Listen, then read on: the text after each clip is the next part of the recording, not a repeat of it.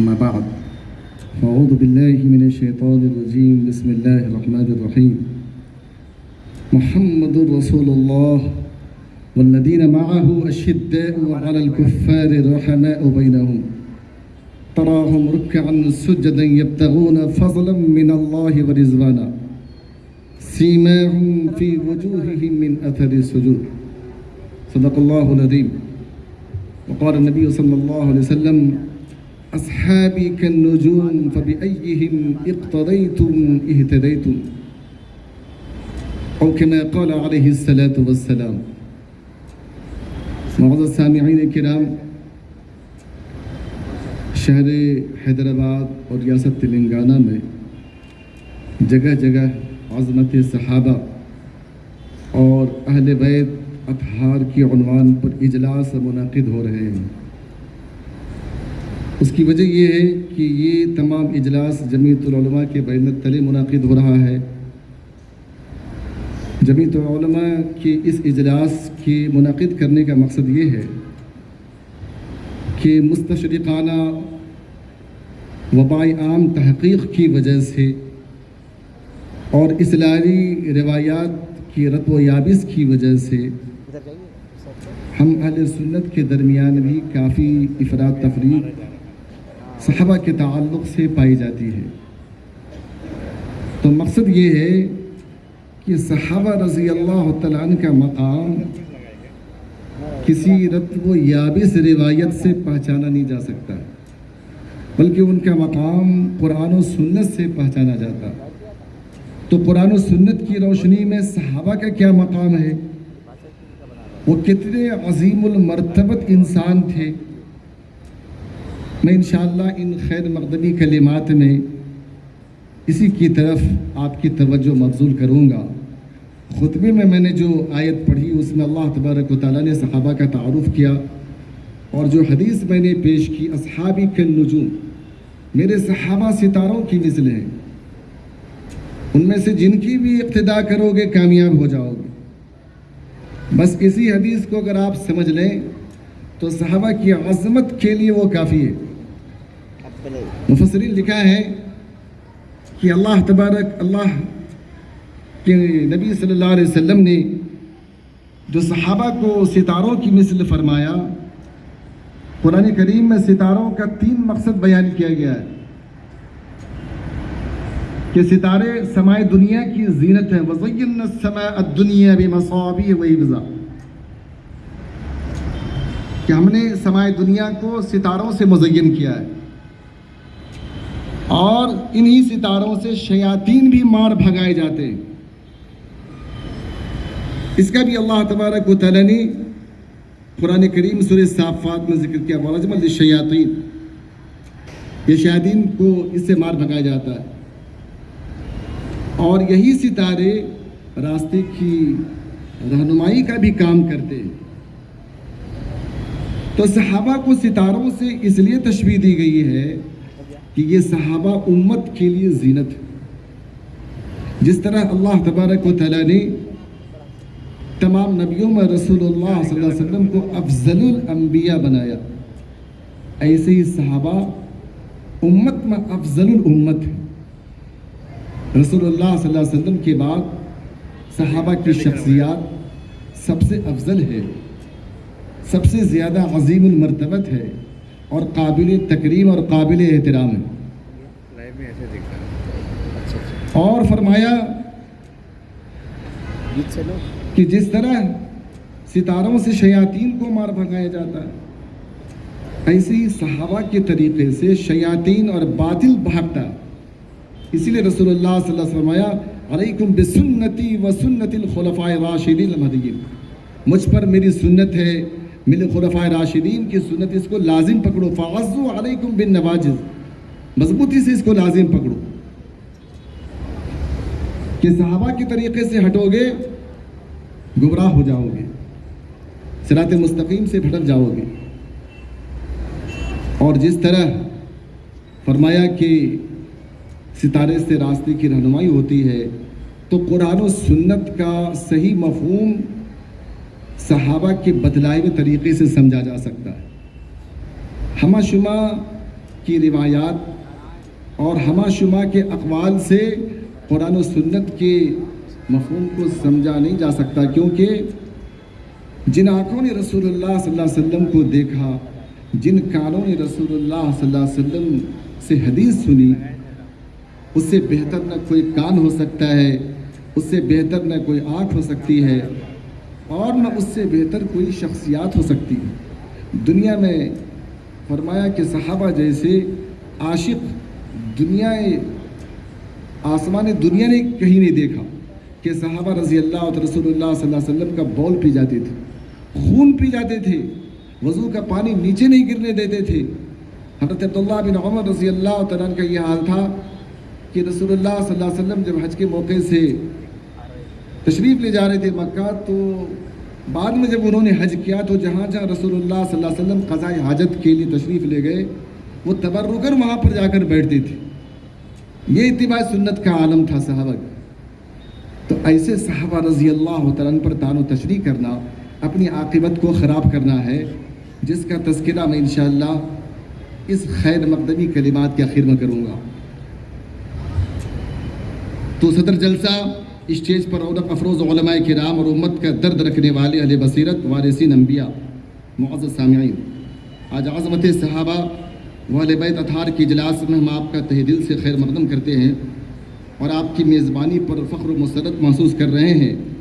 کہ آپ نے اپنے گوناگوں مصروفیات کے باوجود اجلاس میں شرکت کے لیے اپنا وقت فارغ کیا اور اپنے دینی، ملی، سماجی فریضے صحابہ کرام رضوان اللہ تعالیٰ علیہم اجمعین سے اٹوٹ محبت کا مظاہرہ کرتے ہوئے قدم رنجا ہوئے۔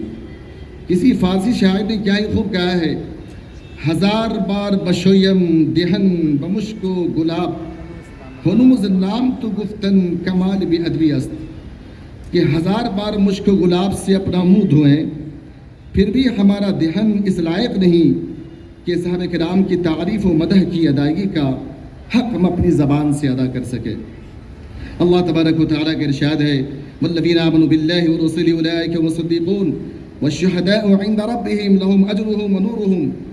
کہ جن لوگوں نے اللہ اس کے رسول پر ایمان لایا وہی آپ کے پروردگار کے پاس صدیق و شہید ہیں، ان کے لیے ان کا اجر اور نور ہے۔ حضرت مجدد الفسانی رحمۃ اللہ علیہ فرماتے ہیں کہ اس آیت میں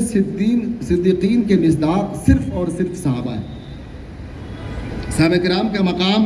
عام لوگوں کی طرح نہیں ہے، بلکہ وہ رسول اللہ صلی اللہ علیہ وسلم اور امت کے درمیان اللہ کا بنایا ہوا ایک واسطہ ہے۔ ان کے بغیر نہ امت کو قرآن پہنچنے کا کوئی راستہ ہے، نہ معانی قرآن کا، اور نہ ہی رسول اللہ صلی اللہ علیہ وسلم کی دیگر تعلیمات ان کے بغیر پہنچ سکتی ہے۔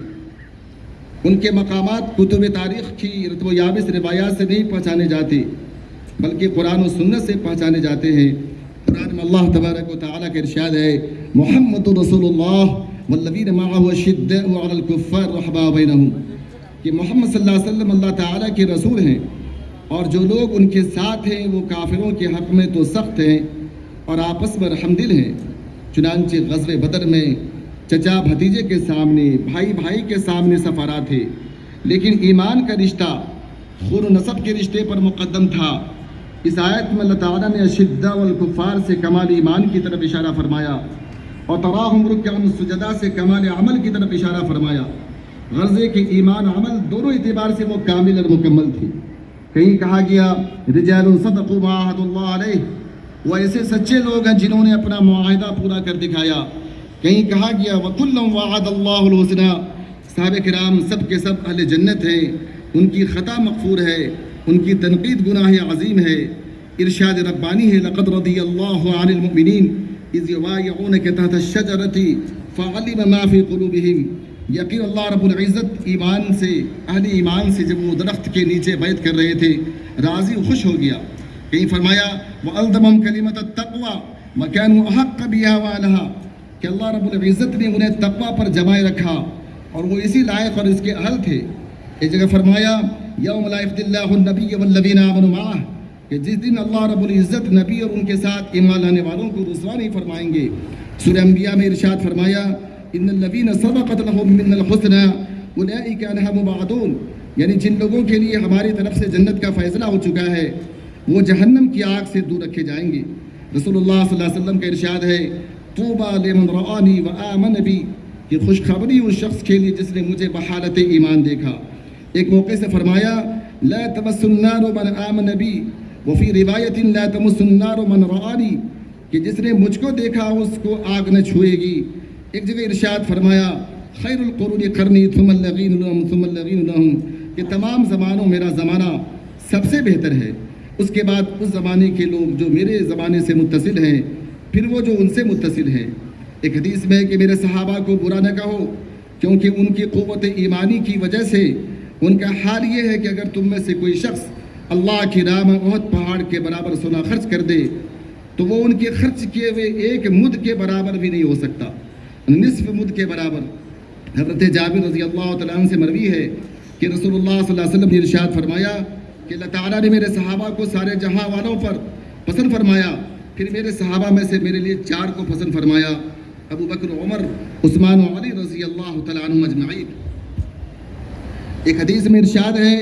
اللہ اللہ فی اصحابی لا تتخذوهم من بعدی غرضا، من احبهم فبحبی احبهم ومن ابغضهم فببغضی ابغضهم ومن آداهم فقد آدانی ومن آدانی فقد أذى الله ومن أذى الله فسيهلك أن يأخذه۔ اللہ سے ڈرو، اللہ سے ڈرو۔ میرے صحابہ کے معاملے میں میرے بعد ان کو تان و تشنیع کا نشانہ مت بناؤ، کیونکہ جس نے ان سے محبت کی اس نے مجھ سے محبت کی، جس نے ان سے بغض رکھا اس نے مجھ سے بغض رکھا، اور جس نے انہیں ایذا پہنچائی اس نے مجھے ایذا پہنچائی، اور جس نے مجھے ایذا دی اس نے اللہ کو ایذا پہنچائی، اور جو اللہ کو ایذا پہنچانے کا قصد کرے گا تو قریب ہے کہ اللہ اس کی پکڑ فرما دے۔ قاضی ثناء اللہ صاحب پانی پتی رحمۃ اللہ علیہ آیت کریمہ کی تشریح میں لکھتے ہیں الذین آمنوا باللہ ورسولہ اولئک هم الصدیقون، کہ صدیقیت صحابہ کرام رضوان اللہ تعالیٰ علیہم اجمعین میں منحصر ہے۔ حضرت مجدد الفسانی رحمۃ اللہ علیہ فرماتے ہیں کہ صحابہ کرام سب کے سب کمالات نبوت سے متصف تھے۔ جس شخص نے ایک مرتبہ رسول ایمان کے ساتھ دیکھ لیا وہ کمالات نبوت میں مستغرق ہو گیا۔ ان آیات و آثار کی روشنی میں تمام مجتہدین امت، علماء متقدمین متاخرین کے اتفاق ہے کہ حضرات صحابہ کرام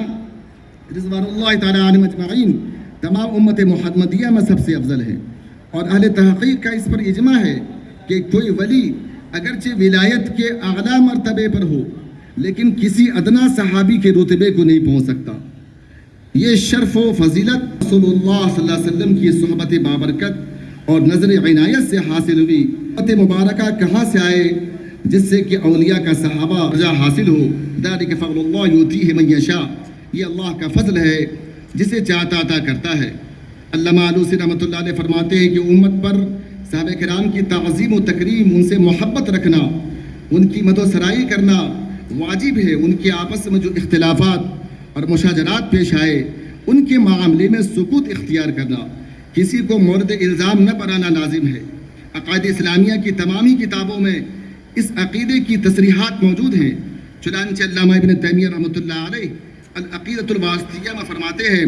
جس کا ترجمہ یہ ہے کسی کے لیے صحابہ کرام کا برائی کے ساتھ ذکر کرنا جائز نہیں ہے، یا ان میں کسی پر طعن کرنا یا کسی کی طرف عیب و نقص یا کبھی کو منسوب کرنا جائز نہیں۔ جو شخص اس امر کا مرتکب ہو اس کو سزا دینا واجب ہے۔ علامہ ابن تیمیہ رحمۃ اللہ علیہ فرماتے ہیں کہ جہاں تک ہمارے علم ہے اس معاملے میں علماء، فقہا، صحابہ، تابعین اور تمام اہل سنت والجماعت کے درمیان کوئی اختلاف نہیں ہے، کیونکہ سب کا سب اس پر اجماع ہے کہ امت پر تمام صحابہ کرام کی مدح و ثنا کرنا واجب ہے۔ ان